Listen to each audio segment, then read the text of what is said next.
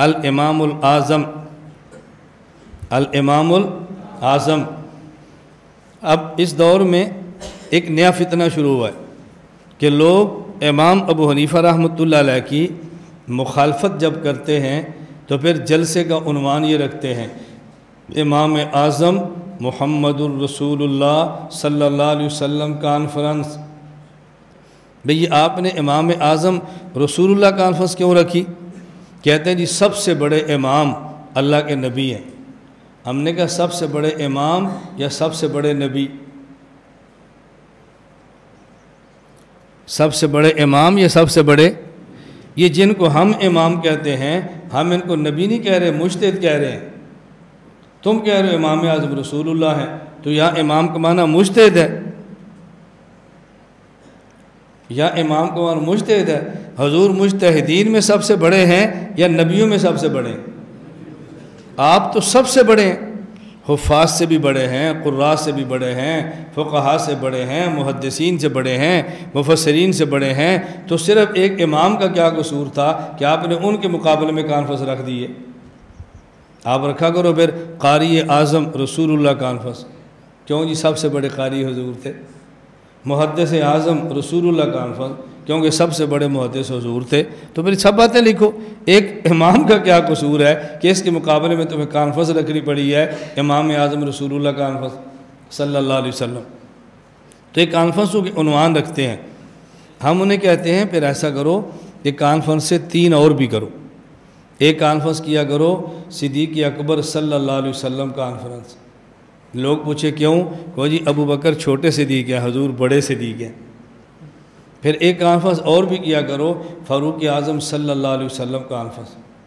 لوگ پوچھے کیوں؟ کہ جی فاروق عمر چھوٹے ہیں، حضور بڑے فاروق ہیں۔ اور 14 اگست ہے تو پھر جلسہ کیا کرو قائد اعظم رسول صلی اللہ علیہ وسلم کانفرنس۔ لوگ پوچھیں گے یہ کیا؟ کہنا محمد علی جناح چھوٹا ہے، بڑے قائد تو اللہ کے نبی ہیں، یہ بھی کرنا۔ آپ ایک کانفرنس کرتے ہیں، باقی 3 کیوں چھوڑ دیتے ہیں؟ بات سمجھ آ رہی ہے نا؟ اس لیے ہم کہتے ہیں کہ دیکھیں صحابہ کرام سارے صدیق تھے، قرآن کہتا ہے من النبیین والصدیقین، اور صحابہ میں بڑے صدیق ابو بکر تھے۔ صحابہ سارے حق اور باطل کے درمیان فرق کرنے والے فاروق تھے، اور ان میں سب سے اہم فاروق عمر بن خطاب فاروق اعظم تھے۔ جب پاکستان بنا اس وقت جماعت مسلم لیگ تھی، اور مسلم لیگ کے جو لیڈر تھے ان میں سب سے بڑے لیڈر محمد علی جناح تھے۔ تو یہ معنی قائد اعظم محمد علی جناح کا۔ اسی طرح صحابہ کرام کے بعد جو مجتہدین گزرے ہیں ان میں سب سے بڑے مجتہد حضرت ابو حنیفہ ہیں، اس لیے کہتے ہیں الامام الاعظم، الامام الاعظم کہتے ہیں۔ پھر ہم کہتے ہیں حضرت امام ابو حنیفہ رحمۃ اللہ علیہ کو الامام الاعظم صرف ہم نہیں کہتے کہ یہ کو جی حنفی کہتے ہیں۔ الامام الاعظم امام ابو حنیفہ کو کون کہتے ہیں؟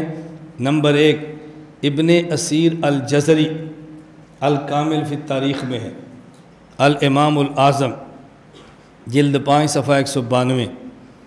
ملا علی بن سلطان محمد القاری، ملا علی قاری، معتقد ابی حنیفہ جلد 1 صفحہ 62۔ نمبر 3 امام ابو الحسن علی بن اسماعیل الاشری، ابو الحسن علی اشری، کتاب الابانہ جلد 1 صفحہ 87۔ امام ابو الفلاح عبدالحی بن احمد الحنبلی، شذرات الذہب جلد 8 صفحہ 168۔ اب یہ حنبلی ہیں، یہ حنفی نہیں ہیں۔ نمبر 5 امام ابو سعد عبد الکریم بن محمد السمعانی، کتاب الانساب للسمعانی جلد 3 صفحہ 389۔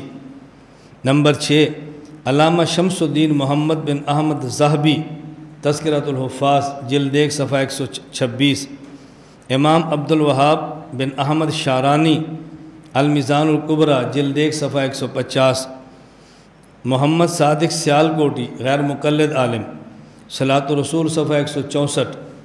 محمد ابراہیم میر سیالکوٹی غیر مقلد عالم، تاریخ اہل حدیث صفحہ 37۔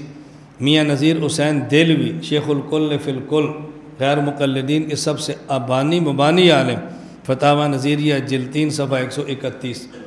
تو امام ابو حنیفہ کو امام اعظم صرف ہم نے نہیں کہا بلکہ امام حنیفہ کو امام اعظم امت نے تسلیم کیا ہے۔